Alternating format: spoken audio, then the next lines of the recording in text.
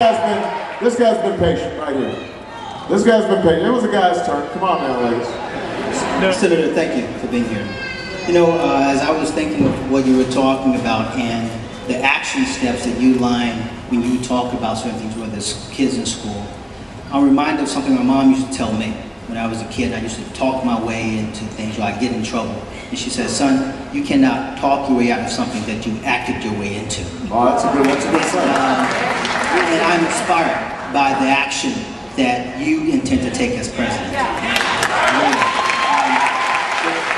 With that in mind, in light of, and my son was, my little brother was in the Gulf War, and he was in the Gulf waiting for the POWs as they were taken to the ship and hearing the bombs. And he was telling me about the nights that they would spend crying, you know, as kids, you know, 18, 19, 20.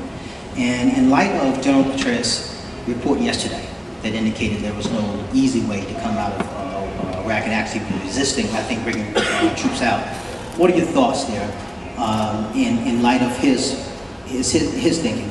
And secondly, over the last 10 years, 8 years, we in America truly see the way we feel that the country has essentially deteriorated. And I'm interested in your view on if the international communities feel the same. Okay, well, those are a couple big questions. Look, I have been very consistent in saying that we need to bring our troops home, but we have to be as careful getting out as we were careless getting in. And the reason is because the safety of our troops, first of all, are at stake. But also because we do have an interest in making sure that Iraq doesn't completely collapse. So what I've called for is 1 to 2 brigades per month. At that pace, it would take us about 16 months to get all of our combat troops out. And assuming that Bush isn't going to do that, it won't start for another 6 months. So we're looking at basically 2 more years. Now, if the Iraqi government can't solve its political problems in 7 years, then they're not going to solve it in 14 years. They're not going to solve it in 21 years or 28 years. So we've got to go ahead and put pressure on the Iraqis and initiate the diplomatic efforts in the region, which includes talking to Iran and Syria, so that we can stabilize the country.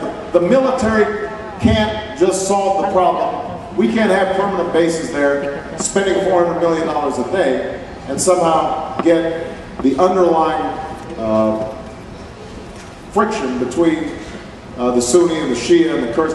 That's not going to solve the problem. They've got to solve their differences, and then we won't need a long-term military presence. So that's point number one. In terms of the international community, I think the perception of the United States has been damaged because of the war in Iraq. But also because some of our economic policies have weakened us. Look, we are borrowing from China nonstop. So, you know, you probably, everybody's got a cousin, you know, who's always like borrowing money. Right? You got one of those, don't you? And, you know, like, whenever they borrow money, they always seem to have like a good reason for why they're borrowing. But at some point, you want to say to them, you know, why are you not taking care of your business? Why are you always getting yourself into jail? So you lose respect, right, for people who are like that. Well, that's to some degree what we've been doing. We've been spending more than we can afford. Our federal government spends more. Personally, we've been spending a lot. Partly because, as I said, the rich have gotten most of the benefits of economic growth. That money doesn't trickle down. The pain trickles up. Yes. But the money hasn't trickled down. So we are an indebted nation, and that not only makes us more vulnerable, it weakens the dollar. It makes it easier for other countries to buy plants and equipment and our land here in the United States. And it's put us in a weaker posture economically with the rest of the world. And remember this, there's never been a country in the world who saw its economy decline and was able to maintain its preeminence militarily.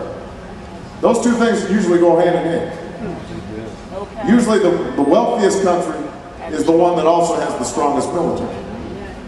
And so it's in our security interest to solve some of these economic problems.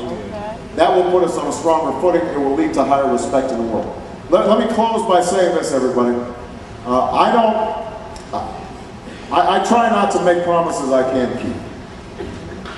And so I can't promise that the minute I'm elected president, suddenly, we can get out of Iraq in a snap, that is easy and painless. I can't promise that the economy, suddenly every job that's moved overseas all comes back.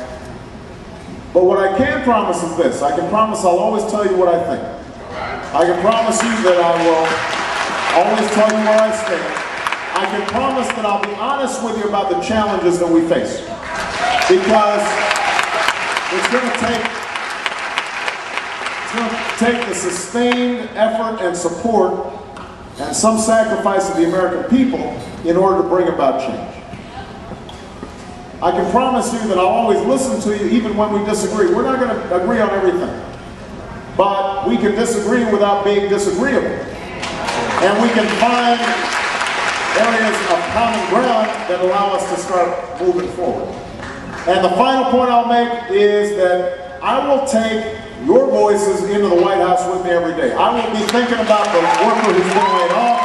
I'll be thinking about the single mom who's trying to afford to pay the bills.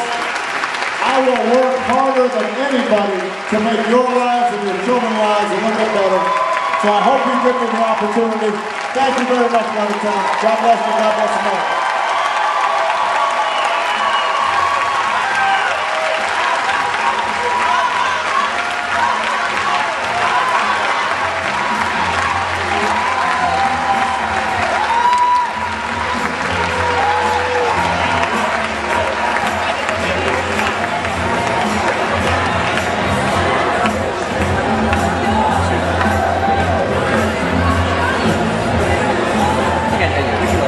You look familiar. Yeah, I think I teach in the French time.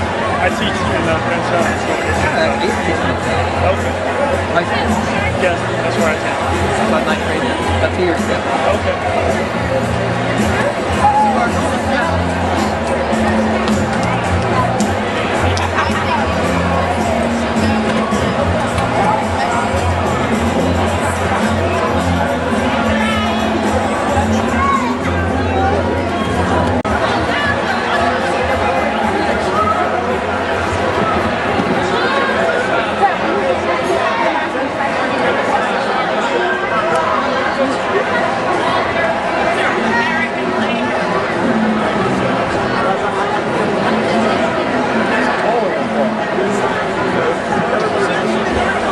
Gotta be what, 6'1"?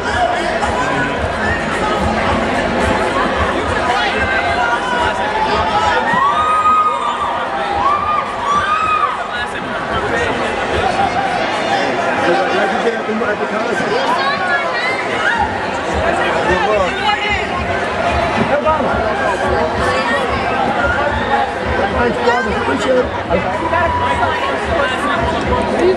it.